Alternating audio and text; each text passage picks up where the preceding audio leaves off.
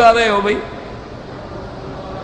تمہارا ایک جماعت کہتی ہے متع جائز ہے، دوسرے کہتے ہیں حرام ہے، اور ایک جماعت تو اتنی آگے بڑھ گئی ہے وہ کہتے ہیں کہ متع کرنے سے جب عورت اور مرد اٹھ کے جنابت کا غسل کرتے ہیں اور جتنے پانی کے قطرے نکلتے ہیں اور ہر قطرے سے اللہ فرشتہ پیدا کرتا ہے، ان کی مغفرت کے لیے دعا کرتے ہیں۔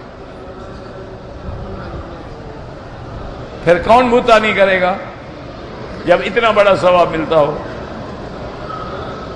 انا للہ و انا الیہ راجعون۔ اس لیے میرا بھائی بس دعا کرو اللہ عالم اسلام پہ رحم فرمائے، لیکن رحم بھی تو تب ہوگا نا جب رحم کے ہم قابل ہوں گے نا۔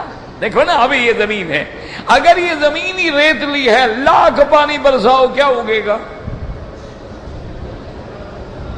اگر یہ زمین بہت اچھی ہے لیکن اس میں آپ نے بیج ہی نہیں ڈالا تو کیا کھیت نکلے گا؟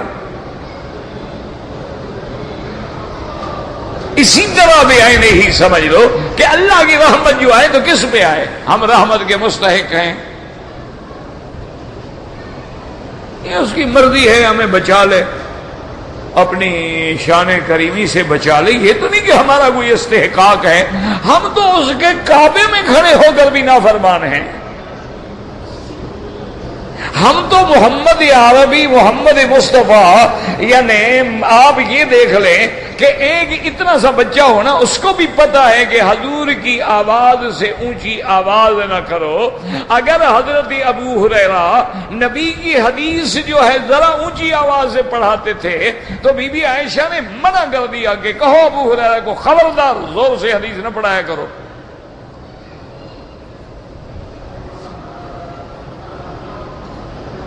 کیوں؟ یہ وہ مقام ہے کہ جہاں اللہ نے حکم دیا تھا کہ لا ترفعوا اصواتکم فوق صوت النبی، میرے نبی کی آواز سے تمہاری آواز اونچی نہ ہو، اور میرا مدنی جا رہا ہو تو پیچھے سے نہ پکارنے کہ یا محمد ادھر آؤ۔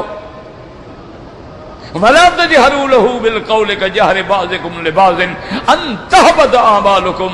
اگر تم نے آواز اونچی کی، یہ حضور کو بلایا، خبردار انتظار کرو، حضور خود توجہ کریں تو عرض کرو۔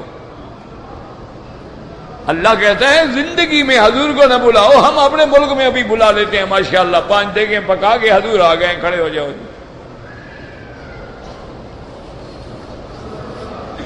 کہتے ہیں جی مسئلہ سمجھ، ہاں جی مسئلہ کیسے سمجھ آئے جی؟ تیرے دماغ میں جو کفر بھرا ہوا ہو کیسے سمجھ آئے؟ سمجھ میں نقطہ توحید آ تو سکتا ہے، تیرے دماغ میں بت خانہ ہو تو کیا کہیے؟ اور خدا کے لیے اللہ سے ڈرو، تم نے حضور کو میلاد پہ اپنے ملک میں بلا لیا تو روضے میں کون ہے؟ اگر حضور روضے میں بھی ہیں، تمہارے پاس بھی آ گئے، پھر تو قادیانی ٹھیک کہتا ہے، وہ کہتا ہے میں بھی ذلی نبی ہوں، میں حضور کا سایہ ہوں، میں اصلی نبی تھوڑا ہوں۔ خدا کا خوف کریں۔ اچھا حضور جسد اور روح کے ساتھ تمہارے پاس آ گئے، وہاں جو سلام پڑھ رہے ہیں وہ کس پہ پڑھ رہے ہیں مدینے میں؟ اچھا حضور کی فقط روح مبارک آ گئی تو وہاں جسد رہا بغیر روح کے، اور حضور فرماتے ہیں کہ جب آدمی سلام کرتا ہے تو اللہ میرے روح کو لوٹاتے ہیں، میں جواب دیتا ہوں۔ تو کون سی گھڑی ہے جب وہاں سلام نہیں پڑھا جا رہا؟